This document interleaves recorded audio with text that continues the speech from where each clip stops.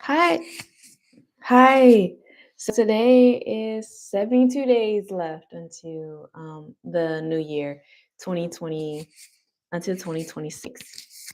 And one of the reflections that I wanted to talk about today is forgiveness. I think I touched on it a little bit in the last time about just forgiving people and how that if you don't have forgiveness in your heart, or you kind of have burdens from your past, your childhood, or past experiences that um, create way for certain thoughts within yourself. That one of the best ways of ridding yourself of those thoughts is forgiving that individual, even if you were a victim, even if it was just a terrible thing that they did to you. One of the best ways is to find a way to forgive them. And forgiveness is not for the other person. Forgiveness is for you. Forgiveness is to let go of that stress, is to allow the working of the Holy Spirit to transform your heart, uh, to not have a hardened heart, but to have a soft heart. Doesn't mean that you're soft out here in this world, but it means that your heart has softened to have sympathy for the other individual, to have empathy for them, but to also understand where God's grace is at for them and for yourself. Okay, so over the years, I have always told myself that I've never been in a situation where I've just had to forgive somebody, or where I just thought that people were just against me and all these things. But during this year, as I was going through therapy, I started to recognize some issues that were still within embedded in my subconscious, that happened when I was a child, happened when I was in, middle school, high school, college, or whatever it may be. And it was hindering me from just being a great, whatever role that I was in, or I am in, whether that be sister, whether that be daughter, whether that be coworker, whether that be friend, um, whatever role that I needed to fulfill, that burden and that subconscious memory was holding me back for my full potential. So I began to recognize those areas and start to slowly investigate them. Um, throughout therapy and throughout therapy and just through sorry, there's I can't see myself. Terrible lighting here. I apologize. Throughout therapy, there are ways that therapists use to uproot those ideologies, past ideas, past circumstances, past memories, and it's called EDMR therapy, or it's EMDR.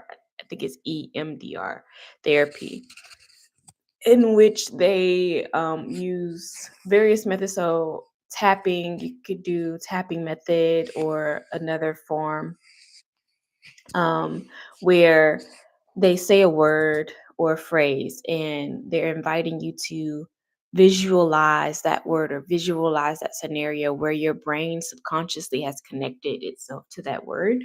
And it's so that you can investigate those emotions and investigate where they came from, how they continue, to fester, and also how you can pluck them out, to have a release.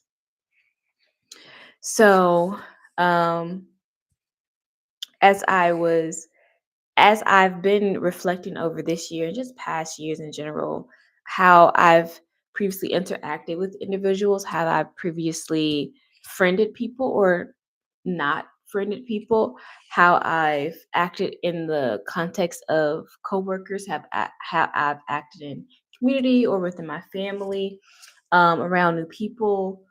all the things you could imagine. I sat down with myself. Some of you guys need to sit down with yourself. um that's the most daunting thing, I think, is to sit down with yourself, because we can say, oh, the devil made me do this, oh, the enemy is against me, blah blah blah. No, you are against yourself and you don't even know it. Your worst enemy is yourself. Your worst enemy is how you have framed your mind to think, and how the system, not saying system, but how systematically throughout your life you have not been able to chip away at ideas that no longer serve you in the space that you are now, in the season that you are now.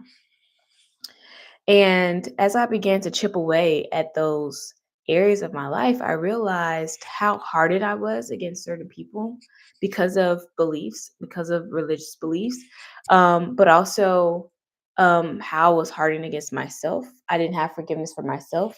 I didn't have forgiveness for myself, and I didn't have forgiveness for others. And I began to work through those areas in my life, especially, we call them, I think in psychology, call them childhood trauma or family trauma.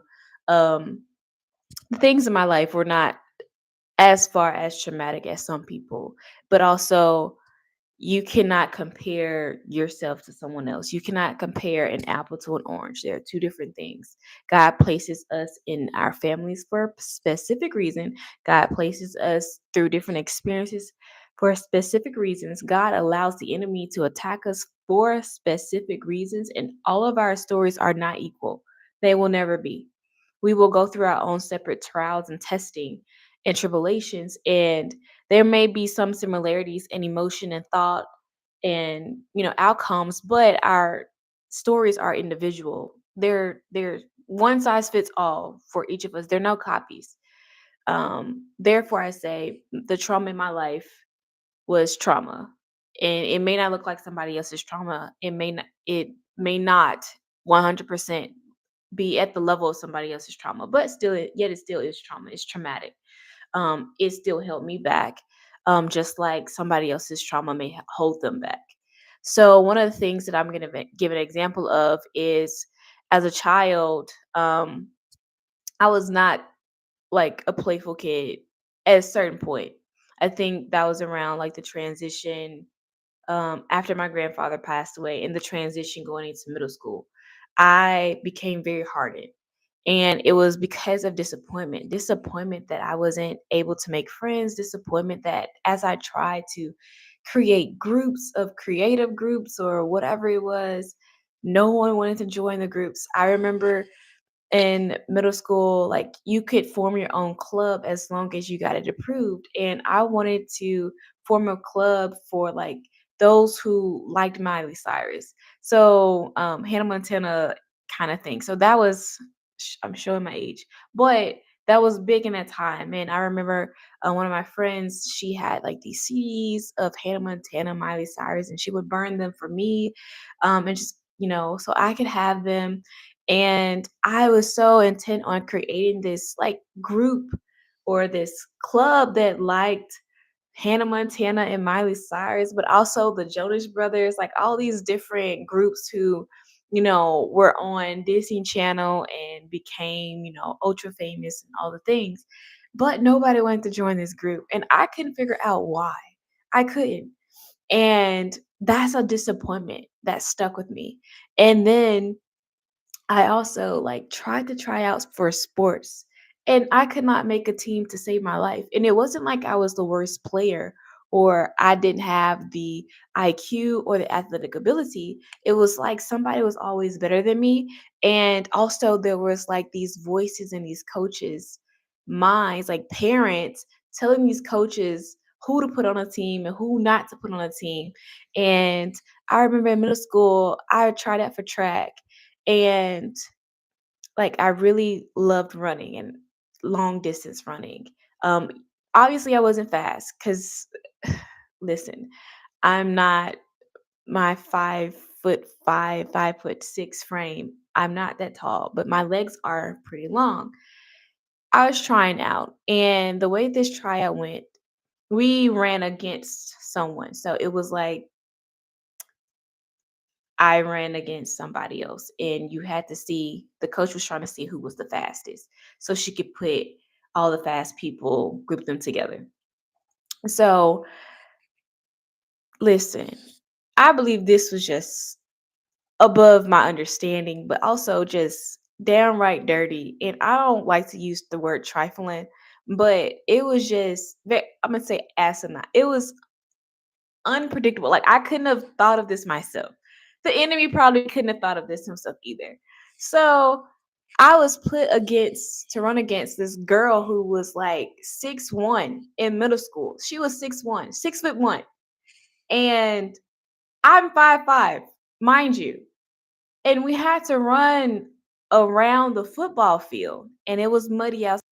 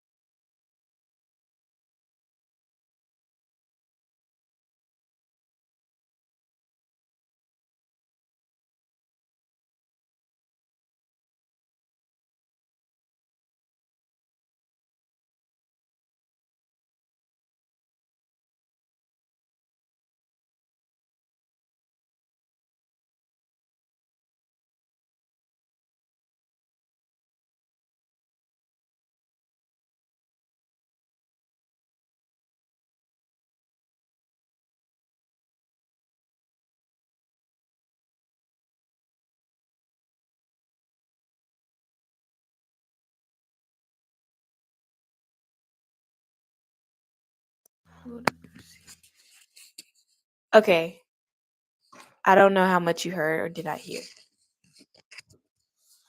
So I'm just gonna start off where I think I left.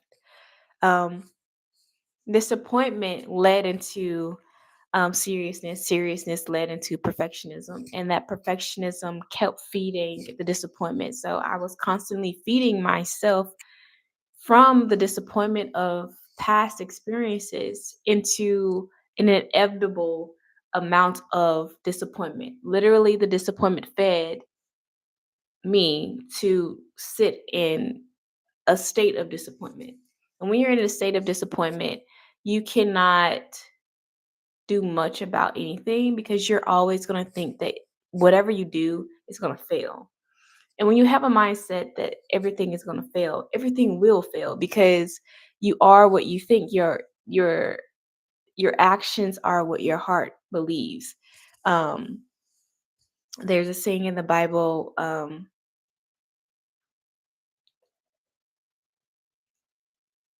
You do as if speak as if it was or if it was existing, and I spoke negativity as if it had existed, and then that became true. Excuse my hand movements. I'm like, Lord forgive me. Help me. But anyways, so that brings me to forgiveness of how I forgave myself and I let go of those disappointments. And whether or not it was in elementary school, whether it was in middle school, high school, undergrad, wherever it was, regardless of if it was my own doing, my own negative thoughts, my own negative self talk to myself, or it was negative self talk somebody else, or it was just an overt experience of someone who did not know that, you know, me not making the team or not paying attention to me or whatever it was would create a disappointment. Sometimes those expectations when we're children or as we grow up create disappointments just because of that reality that we've already made up for ourselves. We've already created a movie, and those scenes are playing out as if we were the writers of the script. And let me tell you something, we are not writers of our own script. We are not even the main character in our own movies. We are backup characters or whatever type of character, secondary. I don't know. We're not the A-lister. We're the B-listers. Um, I digress. But that led me, all of those things of just sifting through life experiences. This is what I've been doing this year of sifting through these different things, and it has set me free. And if you know about one thing about freedom is, um, there's a man of God who always says this: you cannot set um, a freed slave free if they believe that they are in bondage. Um, I think that's how it goes. So, like, if a slave is free, but mentally they still act as someone who's bound, you cannot set them free. It's because of the mental state. It's because of their mental capacity to understand that they're free, or the lack of thereof. And I recognize also that this was a mental feat that I had to overcome. That um, forgiveness for myself and for others was a mental thing. It, like I was saying, these things are embedded in your subconscious. So you have to be aware of that and uproot it. It's just like when you take weeds out of a garden, or if you don't want a bush in your yard anymore, you have to uproot it from the roots. Otherwise, it'll continue to grow.